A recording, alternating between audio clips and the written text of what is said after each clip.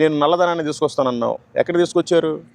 పేదవాడు ఇంకా రోజు రోజుకి తగ్గిపోతానే ఉన్నాడు. ఎందుకంటే ఏది కొనలేడు. ప్రతిదీ రుద్దుకునే సోపు దగ్గర నుంచి తినే రైస్ వరకు కూడా అన్నిటికీ ట్యాక్సులు.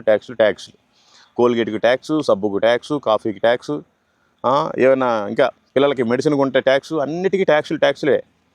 పేదరికం మాత్రం అలాగే ఉంది. ప్రజల దగ్గర డబ్బు లేదు, మొత్తం దోచేస్తున్నారు. ఏంటి అంటే ఒక 100 కోట్ల రూపాయల కాంట్రాక్ట్ని 500 కోట్లకి టెండర్ వేపిస్తారు. 50% అటు 50% ఇటు. మరి ఎమ్మెల్యేలు ఎంపీలేమో వేల కోట్లకు అధిపతులు అవుతున్నారు. సామాన్యమైన ప్రజలేమో ఇంకా అప్పుల్లో కూరుకుపోతున్నారు. ఈ ప్రభుత్వం మారాలి. ఎందుకంటే మనం గమనించాలి ఇప్పటికైనా, మనం అసలు ఏమవుతుంది, మనం ఓటు ఎవరికి వేస్తున్నాం, కనీసం బుద్ధి ఉండాలండి ఓటర్లకు కూడా. 2000 రూపాయలకి అమ్ముడుపోతున్నారు. 2000 రూపాయలకి అమ్ముడుపోవడం అంటే 5 సంవత్సరాలకి ఎన్ని రోజులండి? 5 సంవత్సరాలకి 2000 రూపాయలకి అమ్ముడుపోయి నువ్వు చెప్పినోడికి ఓటేస్తున్నావు, నువ్వు డబ్బులు తీసుకున్నోడికి. మళ్ళీ 2 పక్కలు తీసుకుంటావు డబ్బులు. ఓటేమో వేస్తావు, ఏమి అభివృద్ధి చేయనోడికి వేస్తావు. ఆ 5 సంవత్సరాలకి లెక్కేసుకుంటే రోజుకి 20 పైసలు పడిద్దేమో ఆ 2000 రూపాయలు. సిగ్గుండాలండి మనకి అసలు నిజంగా. డబ్బులు తీసుకోబాకండి, అనవసరంగా మన దేశాన్ని పాడు చేయబాకండి. ఓటు నిజాయితీగా ఎవరు మనకు పరిపాలించగలరో, ఎవడు మనకి నాయకుడు కావాలని వారికి మీరు ఓటేయండి. మన దేశాన్ని మనం రక్షించుకుంటాం, అన్నీ కూడా మంచిగా ఉంటాయి అప్పుడు. ఇకపోతే మేము అది చేస్తాం ఇది చేస్తాం అని చెప్తారండి దేశం కోసమని. అసలు మహిళలకి భద్రతే లేదు. ఇదిగో నిన్న మొన్న తెలంగాణ ప్రాంతంలో ఒక బీహార్ అతను ఒక అమ్మాయిని రేప్ చేసి ఇక్కడ పడేసి వెళ్ళిపోయాడు.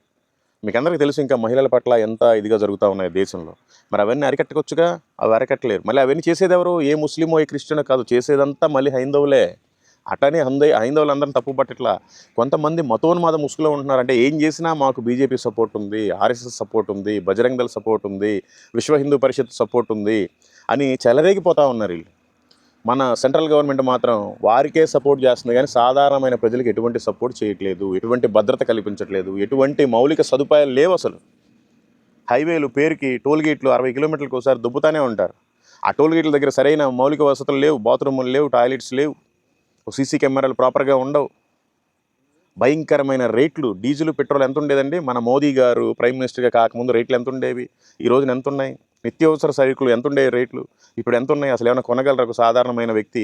ఇప్పుడు ఫెస్టివల్ సీజన్, ఈ ఫెస్టివల్కి సరుకులు కొనాలంటే పేదవాడి దగ్గర ఇన్ని ట్యాక్సులు లాగుతున్నారు. దీని మీద ఫోకస్ పెట్టదు గవర్నమెంట్. ఏమున్నా కూడా మతం పేరు చెప్పటం, వందే మాతరం పాడటానికి రాకపోయినా, జనగణమన పాడటానికి రాకపోయినా వందే మాతరం, జై జనగణమన ఈ అంటాం, ఓట్లు లాగేసుకోవటం, అంతే తప్ప ఏమీ చేయట్లేదు అసలు మనకి.